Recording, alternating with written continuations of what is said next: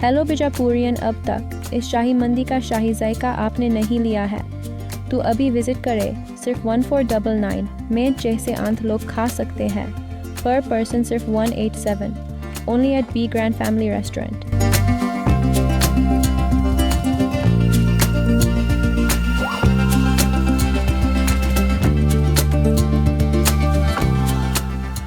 मैं हूं आबिद हुसैन शेख, आपका खैर मकदम कर्नाटक एक्सप्रेस में। सबसे पहले नजर आज की हेडलाइंस पर।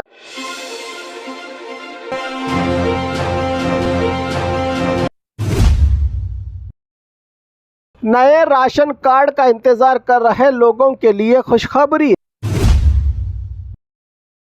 धारवाड़ में 2 मासूम बच्चों का किडनैप, हादसे के बाद बच्चे मिले सुरक्षित। तुमकुरू में महात्मा गांधी इंडोर स्टेडियम का नाम बदला, बीजेपी का विरोध और हंगामा।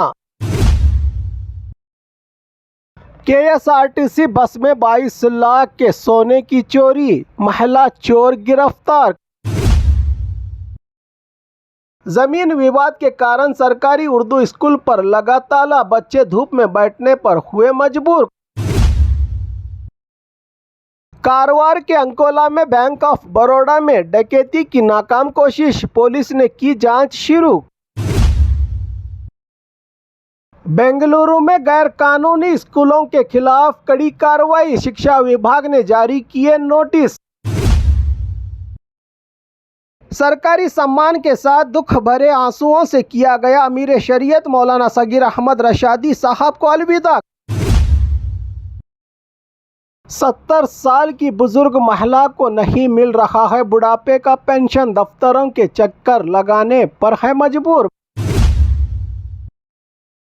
एसएसएलसी प्रीपरेटरी एग्जाम का क्वेश्चन पेपर लीक, स्टूडेंट्स और टीचर्स अरेस्ट। अब खबरें विस्तार से। नए राशन कार्ड का इंतजार कर रहे लोगों के लिए खुशखबरी। नया राशन कार्ड बनवाने का इंतजार कर रहे लोगों के लिए राज्य सरकार ने अच्छी खबर दी है।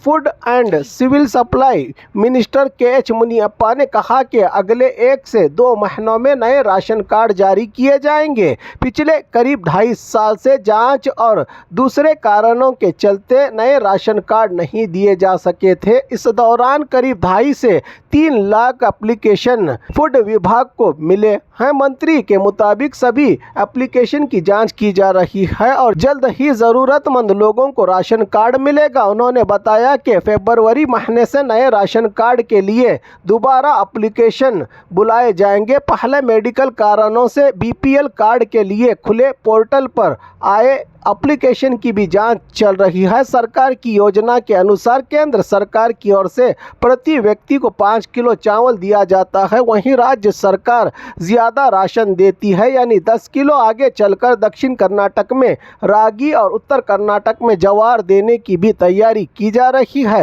राशन कार्ड केवल सस्ते दाम पर अनाज पाने के लिए नहीं, बल्कि सरकारी योजनाओं, सब्सिडी, घर, बिजली, पानी कनेक्शन, बैंक खाता और स्कूल एडमिशन जैसे कामों के लिए भी एक ज़रूरी पहचान पत्र है। शहरों में राशन कार्ड के लिए ऑनलाइन एप्लीकेशन किया जा सकता है या फिर बेंगलुरु वन और ग्राम वन केंद्रों की मदद ली जा सकती है। सभी राशन कार्ड को आधार से लिंक करना कंपलसरी किया गया है की जानकारी दी है के.एच. मुनियप्पा ने।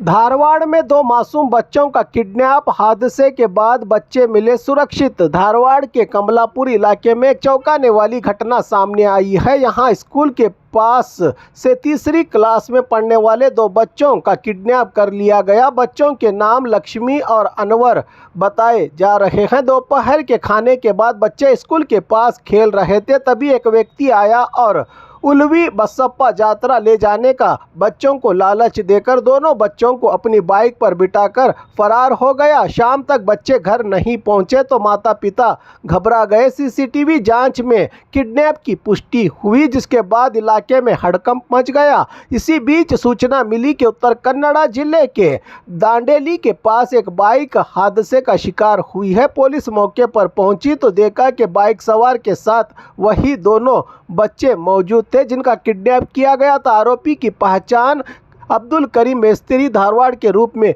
हुई है। दुर्घटना में आरोपी घायल हो गया है, उसे हॉस्पिटल में भर्ती करवाया गया है। दोनों बच्चे अब पूरी तरह सुरक्षित हैं और उन्हें पुलिस द्वारा उनके माता पिता के हवाले किया गया। पुलिस यह जांच कर रही है कि आरोपी ने बच्चों का किडनैप क्यों किया। ये घटना सभी पेरेंट्स के लिए एक चेतावनी है कि बच्चों की सुरक्षा को लेकर कोई लापरवाही न बरते और हमेशा होशियार रहें। तुमकुरू में महात्मा गांधी इंडोर स्टेडियम का नाम बदला, बीजेपी का विरोध और हंगामा। कर्नाटक के तुमकुरू में महात्मा गांधी के नाम को लेकर बड़ा विवाद खड़ा हो गया है। शहर के प्रसिद्ध महात्मा गांधी इंडोर स्टेडियम का नाम बदलकर डॉक्टर जी परमेश्वर इंडोर स्टेडियम कॉम्प्लेक्स रखे जाने पर बीजेपी ने कड़ा विरोध किया है। ये इंडोर स्टेडियम जिले का एकमात्र बड़ा खेल कैंपस है जहां राष्ट्रीय त्यौहार और बड़े कार्यक्रम आयोजित होते हैं। इसे स्मार्ट सिटी योजना के तहत करीब 60 करोड़ रुपयों की लागत से निर्माण किया गया है। 3 दिन पहले ही अचानक यहां महात्मा गांधी का नाम हटाकर मंत्री डॉक्टर जी परमेश्वर का नाम लगाया गया, जिससे विवाद बढ़ गया। नाम बदलने के खिलाफ बीजेपी कार्यकर्ताओं ने स्टेडियम के बाहर प्रदर्शन किया। प्रदर्शन के दौरान पुलिस और कार्यकर्ताओं के बीच धक्का मुक्की हुई, जिसके बाद 30 से ज्यादा बीजेपी कार्यकर्ताओं को हिरासत में लिया गया। बीजेपी नेताओं का कहना है कि बिना किसी सरकारी आदेश के गांधी जी का नाम हटाना गलत है और इसे तुरंत वापस लिया जाना चाहिए। उन्होंने मांग की है कि स्टेडियम का नाम फिर से महात्मा गांधी इंडोर स्टेडियम रखा जाए। तो वहीं दूसरी ओर महात्मा गांधी नरेगा योजना का नाम हटाकर रामजी योजना रखने से कांग्रेस भी है नाराज, जिसके विरोध में कल से सड़कों पर उतरने को कांग्रेस है तैयार। केएसआरटीसी बस में 22 लाख के सोने की चोरी, महिला चोर गिरफ्तार। कर्नाटक के चिकबल्लापुर जिले में केएसआरटीसी बस में होने वाली 22 लाख रुपये कीमत के सोने की चोरी के मामले में पुलिस ने बड़ी कार्रवाई की है। शिडलघट्टा ग्रामीण पुलिस ने चोरी करने वाली महिला चोर मीनाक्षी को गिरफ्तार कर लिया है। पुलिस के मुताबिक आरोपी महिला ने बस में सफर के दौरान वंजाक्षी नामी महिला के 240 ग्राम सोने के जेवरात चुराए थे। ये वारदात जंगमा कोटे क्रॉस के पास पेश आई थी। पुलिस ने आरोपी महिला को गिरफ्तार करके इसके कब्जे से तमाम चोरी किए गए सोने को रिकवर किया है और मामले की आगे की जांच में जुटी है पुलिस। जमीन विवाद के कारण सरकारी उर्दू स्कूल पर लगा ताला, बच्चे धूप में बैठने पर हुए मजबूर। कर्नाटक के हावेरी जिले के मल्लूर गांव में जमीन को लेकर विवाद के कारण एक सरकारी सीनियर उर्दू प्राइमरी स्कूल पर ताला लगा दिया गया है। यह ताला ईरप्पा कुलकर्णी नाम के व्यक्ति ने लगाया और बाद में मौके से फरार हो गया। जानकारी के अनुसार स्कूल जिस जमीन पर बनी है वो ज़मीन ईरप्पा के पिता शंकरप्पा ने दान में दी थी, लेकिन ईरप्पा का कहना है कि उस ज़मीन के डॉक्यूमेंट्स पर उसके सिग्नेचर्स नहीं हैं। उसी कारण उसने कोर्ट में केस दर्ज करवाया है। ईरप्पा का आरोप है कि स्कूल निर्माण के समय दान की गई 5 गुंठा ज़मीन से ज़्यादा पर कब्जा किया गया है। यह मामला कई सालों से अदालत में चल रहा है। इसी विवाद के चलते उसने स्कूल में ताला लगा दिया। स्कूल बंद होने से छोटे छोटे बच्चे स्कूल के बाहर तेज धूप में बैठने को मजबूर हो गए हैं। घटना के बाद गांव में नाराजगी का माहौल है और लोगों ने प्रशासन से मांग की है कि जल्द से जल्द समस्या का समाधान कर स्कूल दोबारा खोला जाए। कारवार के अंकोला में बैंक ऑफ बड़ौदा में डकैती की नाकाम कोशिश, पुलिस ने की जांच शुरू। कर्नाटक के कारवार जिले के अंकोला सुंकसाल इलाके में मौजूद बैंक ऑफ बड़ौदा में चोरों ने डकैती की कोशिश की, जिसमें वो कामयाब नहीं हो सके। चोरों ने बैंक के टॉयलेट की दीवार खोदकर अंदर दाखिल होने की कोशिश की और स्ट्रांग रूम की दीवार तोड़ने की कोशिश भी की। वारदात की जानकारी मिलते ही अंकोला सीपीआई चंद्रशेखर मठपति वारदात की जगह पहुंचे और पुलिस ने सीसीटीवी फुटेज की जांच शुरू कर दी है। बैंक के स्टाफ के साथ मिलकर पूरे बिल्डिंग की तलाशी और बारीकी से जांच की जा रही है। इस वारदात के बाद इलाके में खौफ और डर का माहौल पैदा हो गया है। मौके पर 15 से ज्यादा पुलिस अधिकारी तैनात और चोरों की तलाश जारी है। पुलिस का कहना है कि जल्द ही इस वारदात की सच्चाई सामने लाई जाएगी और आरोपियों को गिरफ्तार कर लिया जाएगा। बेंगलुरु में गैर कानूनी स्कूलों के खिलाफ कड़ी कार्रवाई, शिक्षा विभाग ने जारी किए नोटिस। सिलिकॉन सिटी बेंगलुरु के अलावा राज्य में गैर कानूनी स्कूलों का मसला बढ़ता जा रहा है। बगैर परमिशन के चल रहे स्कूल शिक्षा विभाग के लिए बड़ी परेशानी बन गए हैं। कई स्कूल सरकारी मंजूरी के बगैर ही एडमिशन को भी शुरू कर चुके हैं। शिक्षा विभाग की जानकारी के मुताबिक 2026-27 एकेडमिक ईयर के लिए बेंगलुरु में 30 से ज़्यादा गैर कानूनी नर्सरी स्कूलों ने परमिशन के बिना ही एडमिशन शुरू किए हैं। शिकायत मिलने के बाद शिक्षा विभाग ने ऐसे स्कूलों को नोटिस जारी किए हैं। आनेकल तालुका के अलावा बेंगलुरु समेत कई स्कूलों को नोटिस भेजा गया है। इनके खिलाफ शिकायत भी दर्ज की गई है। शिक्षा विभाग का कहना है कि अगर वक्त रहते इन स्कूलों पर सख्त कार्रवाई नहीं की गई तो गैर कानूनी स्कूलों की तादाद और बढ़ सकती है बेंगलुरु और राज्य में।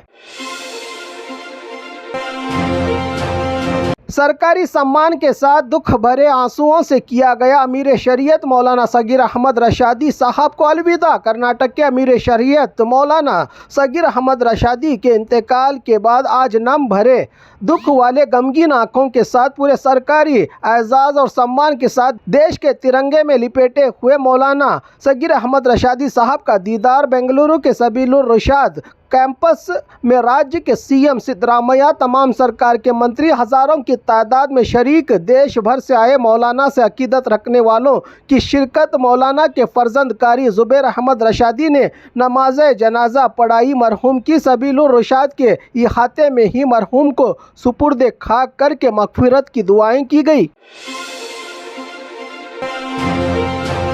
70 साल की बुजुर्ग महिला को नहीं मिल रहा है बुढ़ापे का पेंशन, दफ्तरों के चक्कर लगाने पर है मजबूर। मैसूरू जिले के गुंडलुपेटे तालुका की मुक्ति कॉलोनी से एक दुखद मामला सामने आया है। यहां 70 साल की एक बुजुर्ग महिला को अब तक सरकारी बुढ़ापे की पेंशन नहीं मिली है। पेंशन पाने के लिए उन्हें एक दफ्तर से दूसरे दफ्तर तक भटकना पड़ रहा है। बुजुर्ग महिला की बेटी विकलांग है तो नवासी भी उसी पर निर्भर है, लेकिन उन्हें भी कोई मासिक सहायता नहीं मिल रही है। चलने फिरने में भी बहुत परेशानी होने के बावजूद महिला को सरकारी दफ्तरों के चक्कर काटने पड़ रहे हैं। यह मामला मुख्यमंत्री सिद्धरामैया के गृह जिले से जुड़ा होने के बावजूद भी अधिकारियों की लापरवाही साफ दिखाई दे रही है। स्थानीय लोगों का कहना है कि यह सिर्फ एक महिला की समस्या नहीं है, बल्कि कई ज़रूरतमंद लोग इसी तरह सरकारी सुविधाओं के लिए परेशान हैं। लोगों ने सरकार और अधिकारियों से मांग की है कि तुरंत कार्रवाई कर बुजुर्ग महिला और उसके परिवार को उनका हक दिलाया जाए।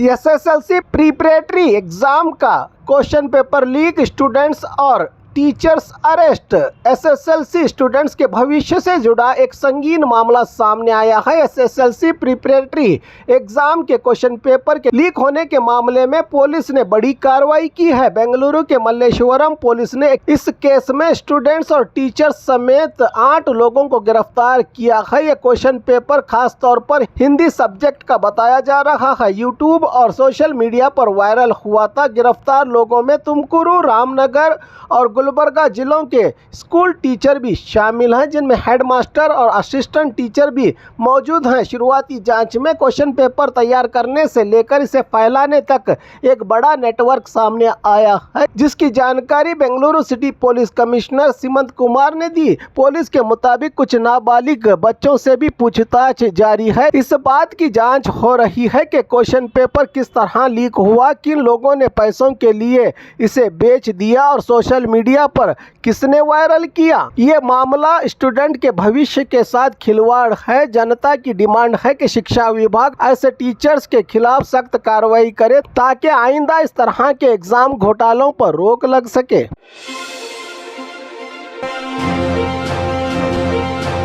और खबरों के लिए देखते रहिए कर्नाटक एक्सप्रेस।